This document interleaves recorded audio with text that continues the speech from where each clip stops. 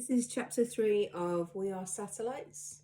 I'm going to be reading straight through the chapter, and I won't be doing any editing of the video. So if I stumble over any words or need to stop for a drink, you come along the ride with me. Chapter 3. You're on a plane, let's say halfway across the Atlantic Ocean. You've managed to make yourself fairly comfortable despite sitting behind one of those monstrous people who subtly keep reclining their seat until it's gone back as far as possible. You're midway through a moderately entertaining in-flight film, and because it's only recently been in cinemas, you feel as though you're winning. The meal was not awful, and the flight appears to be making good time. Things are going well. Suddenly, you hear a strange clunking noise and everyone around you starts to look concerned. Over the intercom, the captain announces some sort of special code to his crew and the seatbelt sign quickly flashes on. Much more worryingly, the cabin crew start moving frantically around the cabin, demanding that people get back in their seats. They always say that if you want to know if you should be concerned, you should look at the cabin crew, because even in gravity-defying circumstances, they'll still be gliding serenely around, serving tea and coffee. Well, they've all gone white as sheets, and soon they'll all run off to strap themselves in as well. Then there's another clunk, followed by silence, and then you feel your stomach turning somersaults as the plane begins to rapidly descend. Oxygen masks fall from above, and you're suddenly filled with remorse that you didn't pay attention to the safety demonstrations. So as the plane free falls and everyone else around you starts to lose their heads, what do you do? When the situation seems totally desperate, completely impossible, what is your last resort? I think most of us would pray. Whether it was a daily habit or something we'd never contemplated, in those circumstances, reaching out to a higher power would probably feel like the last card any of us had left to play. We'd call out to God because whatever belief we had in our ability to navigate life without Him would now have evaporated. We would now have zero confidence in our chances of saving ourselves. We'd need a miracle, and even the most self-assured person doesn't believe they can generate those. If you're reading this on a plane, by the way, apologies. I should probably point out that statistically, you were much more likely to be involved in a deadly incident on the way to the airport. You weren't, so relax. Things are going great. If your plane was going down, though, I think you'd have to be a pretty hardened atheist not to whisper a few words just in case. What other hope would you have? Now, let's imagine that straight after you've spoken those words, "God save me," into the otherwise scream-filled air, the situation suddenly begins to improve dramatically. The plane levels out, the engines whir, and a relieved-sounding captain makes a second, much calmer announcement to his frazzled crew. Your life no longer flashing before your eyes, you would now surely find it impossible to detach the miraculous escape that appears to be occurring from the prayer that you just uttered. Your last resort has triggered the saving power of God. And faced with the realization that faced with the realization not only of the reality of God, but also His interest in your everyday welfare, you'd surely be asking yourself, why wasn't this my first resort? Why didn't I try praying years ago? Depending on where and how you grew up, the word prayer might have all sorts of connotations. You might associate it with being dragged to church or with comforting family mealtimes. You could have experienced long, dull prayer meetings where various people droned on in their attempts to both beseech the Almighty and impress their friends with flowery poetic language. Or you may have been taught to pray outdoors in the wild on long conversational walks with the dog. As in, you'd be talking to God while walking the dog. Although, to be totally honest, I talk to my dog when we're out walking, and while I don't believe she has the power to help me solve some of my major problems, some of my major life issues, she does at least fetch a ball when I ask her to. Whatever your experience of prayer, though, it's highly likely that you imagine it's more complicated than it really is. Over the years, Christians have created all these formulae and styles of prayer and added in all this wizardy language that can often make outsiders feel as though they need to take a class before they can even attempt it. But here's the truth. Prayer is simply you and God in conversation.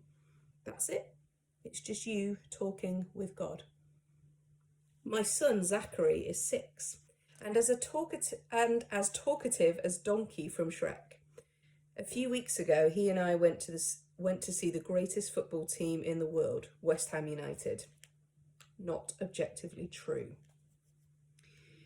It is no exaggeration to say that Zachary did not stop talking for the entirety of that trip. He talked about trains and then London.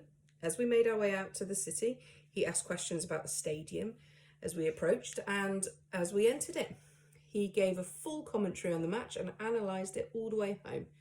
At times I talked too, but most of the way I was just listening. Here's the first thing to say. At no point during that day did I stop Zachary to correct his use of words or instruct him to address me as his father in more formal language. I tried not to interrupt him, and I made myself available to him all day. I let him guide the conversation, and I chipped in when I had something to add. Here's the second thing. I absolutely loved it.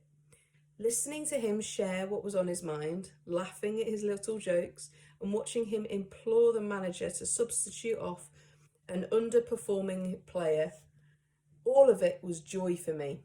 Of course it was. I'm his dad.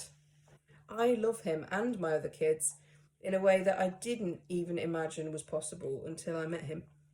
My experience of our conversations that day was as good as life gets. I think that's a pretty good picture of what prayer is meant to be like. God doesn't need our clever language. He doesn't need us to be in a special place or position or with special people in order to access him. He just wants our conversation. In fact, incredibly, he desires the joy of it in the same way I love chatting with my kids. Of course he does. He's our father, our maker, and our ultimate dad. Much like that conversation between my 6-year-old and me, prayer often involves us doing most of the talking. But not all of it. If we stop to listen, we also discover that God talks back. Sometimes that's through an action, something happening or changing around us as we talk to him, like the story I shared earlier on about my son and the loud woman in the supermarket. More often, it's a kind of thought voice that we hear in among the other ideas that are floating around our mind, a kind of alien whisper that we know hasn't come from us.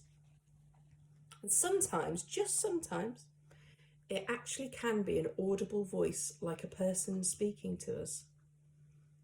I'm aware that that's a pretty out there thing to say. When I was at school, I distinctly remember that the people who didn't share my Christian faith said the first sign of madness is talking to yourself, and the second sign is thinking you've heard a reply. Yet I can't deny that on 3 occasions in my life, and only 3, which in over 40 years really isn't that many, I believe I've heard God actually speak to me, out loud. I don't want to make this weirder, but I was naked 2 of those times. Let me give you an example of one of them. I was in a hotel room in Dallas, in Texas. I'd been away from home for a few days at a conference, and the plan was to fly on to Los Angeles for a meeting with a Hollywood producer who was interested in buying the film rights to a terrible novel I had written. Let me be the first to say that the fact that my football-based epic England's Messiah never made it to the big screen is a loss to nobody. It's also possible that this Hollywood producer was actually a serial killer. My wife was at home, working, and we didn't have children at the time. On the final morning of the conference, I woke up with a start, and after a few seconds of being awake, I heard a voice saying simply, "Go home to your wife." That was it. No profound spiritual words, no important bits of life direction, just a single instruction. And despite my utter desperation to get to LA and make it in the movies, I knew with total conviction that I had to obey. I got up, called the airline, and got them to change everything. Miraculously, they did so without charge. When I got home, I had absolute certainty that I had done the right thing. My wife, who hadn't told me over the phone that she was going through an incredibly tough time, simply could not believe her eyes when she saw me on the doorstep 16 hours later. God had spoken, and thankfully, I'd listened. This isn't always how God speaks. You're certainly not weird or exceptional if you never hear God in that way, but it is how He can if He wants to. The truth is that since He's God, He can choose to speak to us in all manner of ways. We just need to be alive and alert to the fact that if we talk to God, He might just reply. Because He's our heavenly dad, why on earth wouldn't He? What He desires is that conversation, that relationship with us. In a way that probably sounds slightly strange and irritating if you're not a parent. I crave those long conversations with Zachary because I love him deep in the core of my being. His words light me up. The sense of our relationship growing and deepening feels incredibly profound. And that's how it is for God when we talk and spend time with Him. Because He's not far off. He's not some far off abstract deity. He's a father who wants to know his children. Water break.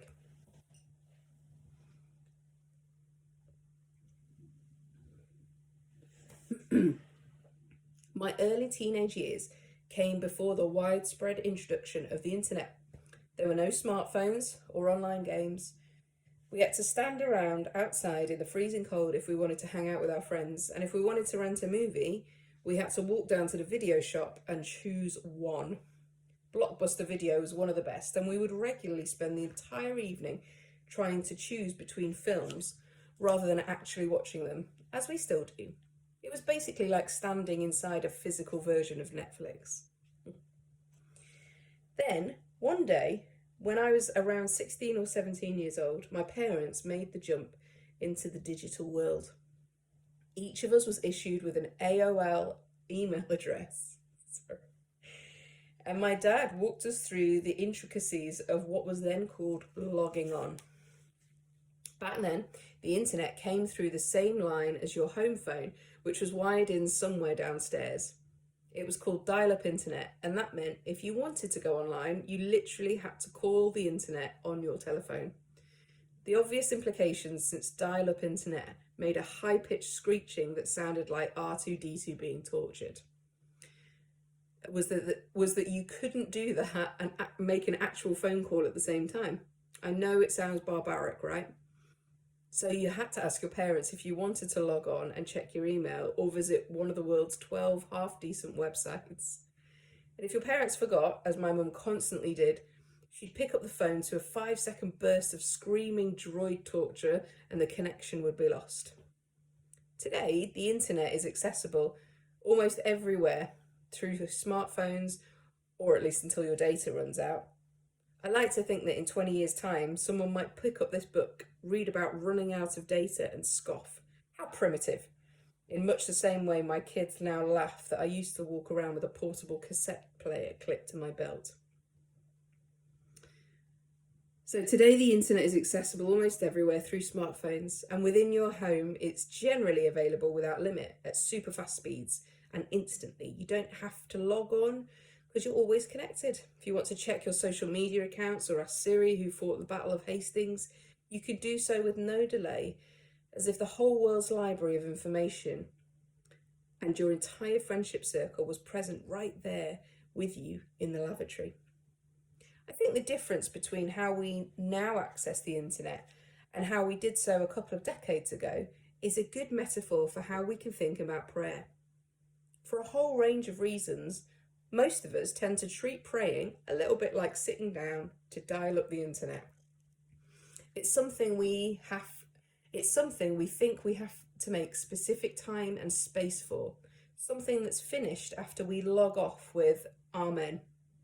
And that can be left incomplete if someone walks in halfway through. In the Bible, though, Paul, one of the main authors of the New Testament, says that we should pray continually. That's 1 Thessalonians 5:17. Or in another translation, pray without ceasing. By this, I do not imagine he means that life should look like the following scenario. I enter the supermarket, thanking God for his goodness and his provision. I turn left into chilled food and ask for guidance. Should I first meet my need for milk or cheese? Feeling drawn to cheese, I seek the Lord earnestly for the right maturity of cheddar and contemplate quietly